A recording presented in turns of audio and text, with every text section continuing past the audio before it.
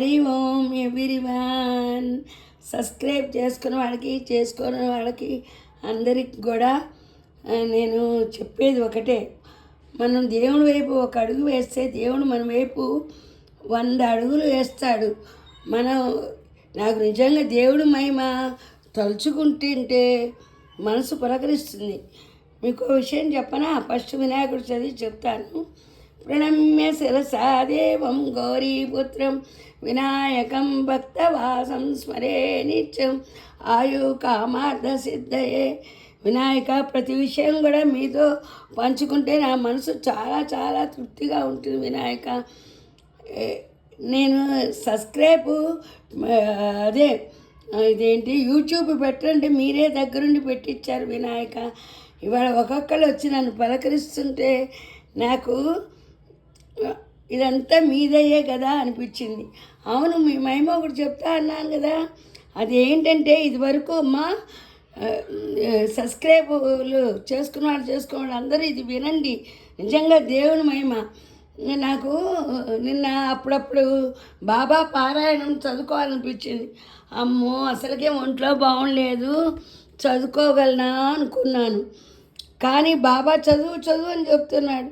సరే, వినాయకుడే బాబా రూపంలో వచ్చి చదవమంటున్నాడని నిన్న మొదలు పెట్టాను. ఇవాళ ఇప్పుడు మళ్ళీ మొదలు పెట్టాలి. రెండోది చదవాలి, వారం రోజులు చదవాలి కదా.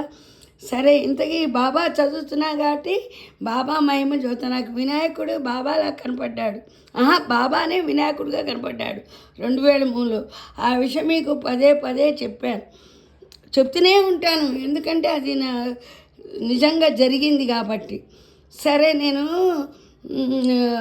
బాబా 100వ సంవత్సరంలో ఏమైంది, పౌర్ణమి, ఆషాఢమాస పౌర్ణమి, గురు పౌర్ణమి అంటారు కదా. ఆ రోజు బాబాకి షిరిడీలో 100 ఉత్సవం ఏడు చేస్తారన్నమాట. అప్పుడు గురు పౌర్ణమి రోజు పొద్దున పూట సూర్యుడికి నేను ఎప్పుడు స్నానం చేసినా చేయకపోయినా లేవంగానే కిటికీలను చూస్తూ సూర్యుడి దండం పెట్టుకుంటాను అనమాట.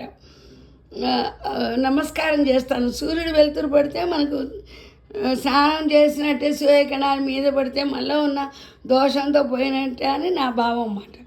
సరే, ఆ రోజు కూడా మొహం కడుక్కొని వచ్చి దొడ్లోకి వచ్చి సూర్యుడి దండం పెట్టుకుంటున్నాను. ఇక్కడ తూర్పు వైపు సూర్యుడు ఉంటాడు కదా, సూర్యుడి దండం పెట్టుకుంటే ఆ రోజు ఆషాఢ పౌర్ణమి పక్కనే సూర్యుడు పక్కనే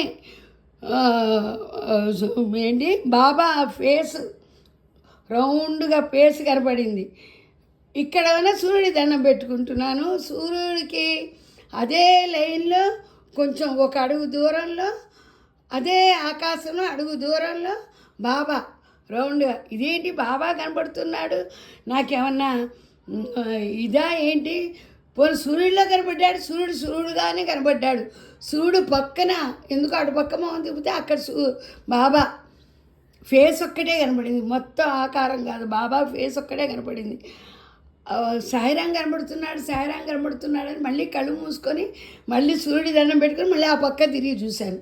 మళ్ళీ అక్కడ బాబా కనపడ్డాడు. ఇంకా గబగబా వంటింట్లోకి వెళ్ళి మా కోడల్ని పిలిచాను. అదిగో ఆకాశంలో నాకు బాబా కనబడుతున్నాడు, రారా దండం పెట్టుకుంది కానీ. మా కోడలింది, మీరు అస్తమానం బాబా దేవుడు అనుకుంటారు, ఎవరితో చెప్పవాకండి, మీకు పిచ్చి అనుకుంటారంది.